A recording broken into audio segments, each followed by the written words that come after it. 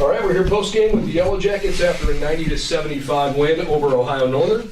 Head coach Tom Heil. On his right is Matthew Dimitrijevs, and on his left, Luke Schaefer. Coach, why don't we start with you, your opening thoughts on the game?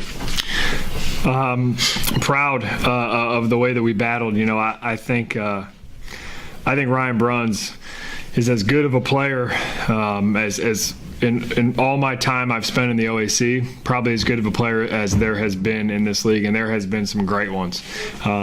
So obviously you look at the stat sheet and you think, wow, we didn't do a very good job on him. But I was proud of the way that we battled. I think at times our guys were a little bit outmanned, and even a guy like Kyle Nader, who guarded him a lot, I thought battled. And really the guys around, you know, whoever was guarding Ryan, I think did a really good job. So they obviously shot 50% from the field, and there's a lot of things I think on the stat sheet that you're going to look at and think, oh, we didn't guard them, we didn't play very hard. But I was really proud of the way that we defended, and the way that we shared the ball, I think is pretty special. I think I think both these guys were the recipient of some pretty high-level playmakers. I think Michael and Jay, our 2 point guards, did a really good job attacking and making the right play when they did attack. So we've got a lot of room to grow still. I thought we missed a lot of easy layups tonight.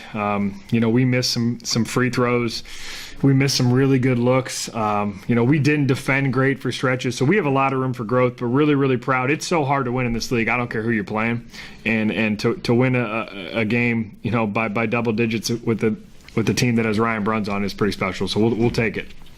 And I want to start with you here. You hit 5 threes in the first half. And you kind of tell you were shooting with confidence, not just taking open shots. We've seen that a couple times from you, but I don't know if it's been in like that kind of a spurt. What was it like to get in that kind of rhythm? I mean, it was great because that was something that my teammates would feed off of in high school, and like it's easy to feed off of this team because, like Coach said, I got playmakers like Q and Jay and Luke and Seb and everybody just trying to make plays for me. So I think almost all my threes were catch and shoot, which just, I mean, that's a testament to like how they're looking for me and making great plays, and they always make the right plays. So, Luke, tonight and on Saturday against Otterbein, 2 highest scoring games of your career, 31 points between the two. Has something clicked for you that you feel you're kind of in a different rhythm now? Well, I got the playmakers like Jay and Mike, just like Matt said, which makes things a lot easier. But I've talked to Coach a lot, and I think earlier in the season I was going too fast, and I think I've slowed things down. And it's just made things a lot easier for me. I'm starting to understand the offense a lot more, what I need to do, and I'm getting good results. Something I noticed during the game, too, it wasn't necessarily the speed, but the controlled aggression. I feel like you haven't lost your aggressiveness, but you're picking spots better. Was that part of that process for you? Yeah, well, a big problem I had was turning the ball over, even last year, too. So I've been working with Coach Heil. I've been working with Jay, you know, on what passes I should make, when I should drive, when I shouldn't. So I'm going to keep working at it, and, you know, things are going good. Coach, defensively, I know you talk about Ryan Bruns, but there were 4 other guys on the floor when Bruns was out there. Daniel Donner had a double-double, and he's a really good post player, but they've got some capable guards. I know you're proud of the way that these 2 guys have played defense, but when you think about the defensive effort during this 6-game win streak, is there a common theme that comes to mind for you?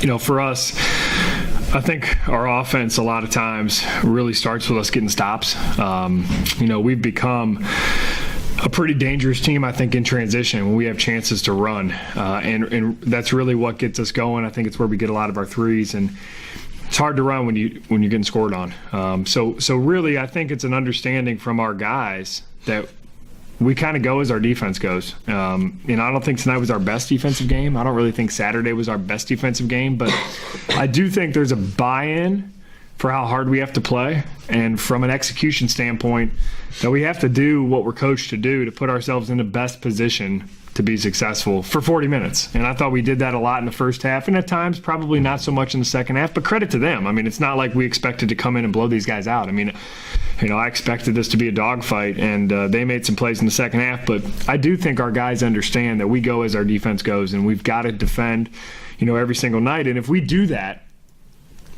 and we go about our preparation 2 days prior to whoever we play, you know, in the OAC, and we really take that seriously and buy into our game plan, follow our scout, We're pretty explosive offensively at times. We're kind of becoming that. I think guys are understanding their roles better. Matt knows if he doesn't shoot when he's open, everybody, not just me, is pretty upset with him. I mean, I think guys' roles are getting defined offensively better.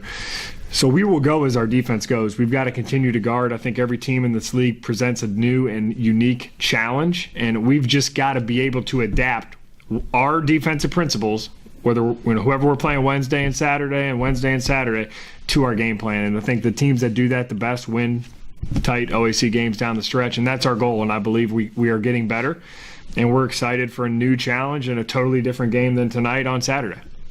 Matt, first year in the program for you, is there something that maybe took not just a few practices but a few games for it to click, whether it's something offensively, a defensive rotation, a certain set, or maybe a more big picture item? What's the biggest challenge that you've had to deal with being a first-year player in the program?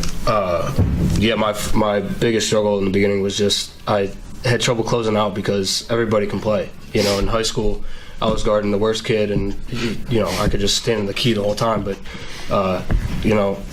at this level in this league, everybody can play, so you got to close out. You can't be too short or too long, or else they'll drive past you or shoot it in your face. So that took a long time to get adjusted to, but coach and all the players helped me. They always had my back, and they helped me through that. So I want to ask you a similar question, Luke. Obviously not your first year in the program, but you've taken a big step forward this year, not just in production, but in minutes. You're seeing more time on the floor. What is the thing that you have most worked on that's enabled you to feel like, okay, this is really starting to go? Well, I think the one big thing that, stuck out to me was I always felt like I was playing hard last year, but I wasn't really playing as hard as everyone else. I learned that there's like another level, like another gear that you got to get to. And I think right now, I don't think I'm there yet, but I think I'm getting closer to it. So I think, how hard I'm playing is, I think I understand it more. Coach, I want to leave the last word to you, and it's about the maturity level of your team. You had a 23-point lead with a minute and a half gone in the second half. And Ohio Northern cut it to 6, but there wasn't really a sense of panic defensively, even though they were hitting shots. Compared to other teams you've coached in the past, where is this team's maturity level? I'd say pretty mature. I don't think as mature as we need to be, but I would say pretty mature. I was disappointed in some things from an execution and an effort standpoint in that middle kind of stretch of the second half. But we never panicked. I think you're going into an OAC game as a player and as a coach, there's always an expectation that this is going to be really hard. I don't care who you're playing. It doesn't matter. Home or on the road, it's going to be really, really hard. So I always have that in the back of my mind that, this is most OAC games, 5 minutes to go. It's a tie game, and the team that plays, makes plays down the stretch is going to win. So I was confident that our guys understood that, and I am very confident that there's never any panic. We're never out of the fight. Our guys are going to compete until the last whistle blows. So I was happy with that, but I do think we still have some growth. It's really hard to be in that situation. As a player, when you're up 20, you just relax, shake your foot off the gas, and that was a little bit. And I'm not talking about the scoreboard, just some of the energy and the effort that we gave and some of the execution from a defensive, like our game plan standpoint. We started to let Ryan Bruns catch it a little bit too easily, and you see what he does when he catches the ball. He shoots 80% or whatever shot. So that was a little bit of where I think the room for growth for us is, but I'm really proud of where we're at. I'm really proud of these two guys. I think they both kind of hit the nail on the head with why they're playing and being more productive. It's not just that they're scoring, they're sitting in this room because they scored. But both are doing a much better job. I thought Matt had some huge plays down the stretch defensively. We were going offense for defense, and I was putting a guy in for defense and taking him out. He was in there for offense, and he made 2 of the biggest plays of the game defensively. And Luke's kind of rise to playing at the level that he is, and he's not even close to where he's going to be. It's because he's playing his tail off. He's playing really hard. And there were multiple times out tonight where I looked out there, and that it stood out to me with both of these guys. Like, wow, Matt's playing really hard. Wow, Luke's playing really hard. That's the biggest thing in the jump to college basketball. It's really, really tough until you go through it yourself, how hard you have to play. And we've got to continue to grow in that area, and these two guys aren't there yet, but I'm really proud of where they're at.